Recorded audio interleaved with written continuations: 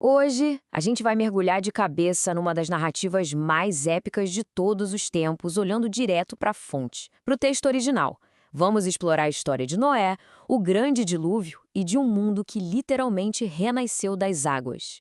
Para a gente entender por que uma mudança tão radical foi necessária, a gente precisa primeiro entender a raiz do problema. E o texto descreve um estado de coisas bem sombrio, onde toda a inclinação dos pensamentos do seu coração era só má todo o tempo. É um diagnóstico pesado, né? E é daqui que tudo começa. E isso nos leva direto para a primeira parte da nossa análise. Como estava o mundo para que uma crise dessa magnitude acontecesse? Então, a história começa num tempo em que a humanidade estava crescendo, se espalhando. E o texto destaca um ponto-chave. Os filhos do verdadeiro Deus viram que as filhas dos homens eram bonitas. E aí, eles começaram a tomar essas mulheres como esposas, simplesmente escolhendo todas as que eles queriam. E é aqui que o texto introduz uma figura bem misteriosa, os Nefilins. Eles nasceram dessas uniões, sabe? E são descritos como os valentes dos tempos antigos, os homens de fama. A presença deles parece ter sido um fator que só aumentou a confusão e a desordem que já se espalhava pela Terra. No meio desse cenário todo, uma contagem regressiva começa. Uma declaração divina estabelece um limite. Seus dias somarão 120 anos.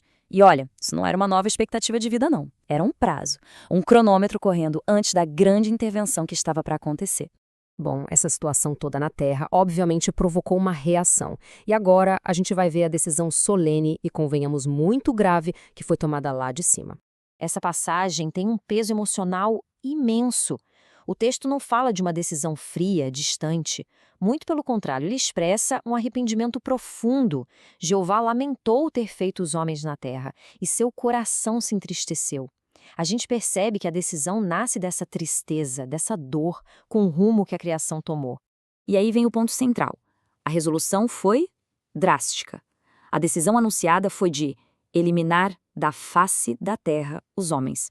E não só os homens, mas junto com eles, os animais domésticos, os que rastejam, as aves, enfim, uma varredura completa. Mas, no meio dessa condenação que parecia ser para todo mundo, tinha uma única exceção. E é aqui que entra Noé, a figura central de toda essa história. E aqui o contraste fica muito claro, né? De um lado, um mundo inteiro descrito como arruinado e cheio de violência. Do outro, um homem, Noé. O texto fala que ele era um homem justo, íntegro entre os seus contemporâneos. Alguém que andava com o verdadeiro Deus. É essa diferença fundamental que explica por que ele achou favor aos olhos de Jeová. Mas Noé não estava sozinho nessa. Ele tinha uma família, que seria essencial para o que estava por vir e para a continuidade de tudo.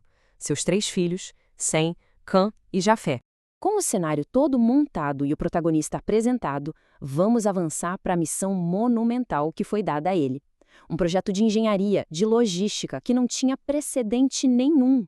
As instruções foram muito específicas, muito claras. Basicamente, eram 3 passos fundamentais. Primeiro, construir a estrutura toda com madeira resinosa. Segundo, criar compartimentos dentro dela. E terceiro, e talvez o mais importante, impermeabilizar tudo, por dentro e por fora, com betume. E o tamanho disso? Bom, as dimensões eram colossais. A gente está falando de 300 côvados de comprimento, 50 de largura e 30 de altura. Para se ter uma ideia, considerando um côvado com uns 45 centímetros, isso dá uma estrutura de mais ou menos 135 metros de comprimento por 22 de largura.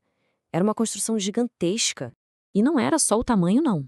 As instruções incluíam detalhes de arquitetura bem precisos, uma janela para entrar luz perto do teto, uma entrada única na lateral e uma estrutura com 3 andares, um embaixo, um segundo no meio e um terceiro em cima.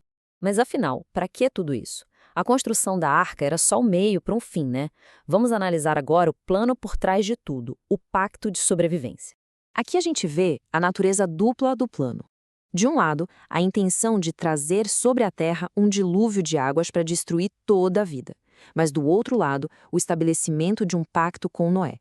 Uma aliança, uma promessa para garantir a salvação dele e da sua família. E quem exatamente deveria entrar na arca para ser salvo? A lista de passageiros está bem detalhada. A família de Noé. Ele, a esposa, os 3 filhos e as esposas dos filhos.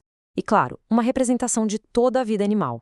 2 de cada tipo de criatura, sempre um macho e uma fêmea para preservar as espécies. Isso incluía aves, animais domésticos, os que rastejam e, lógico, comida suficiente para todo mundo a bordo. E qual foi a resposta de Noé para essa tarefa que era quase inimaginável? O texto é curto e grosso. Ele destaca a obediência total de Noé. E Noé fez tudo o que Deus lhe havia mandado. Fez exatamente assim. Uma execução perfeita do que foi pedido. E tudo isso nos deixa com uma pergunta para refletir.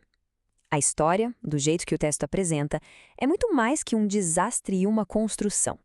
Fala sobre uma tarefa colossal, um mundo prestes a acabar e um ato de obediência total.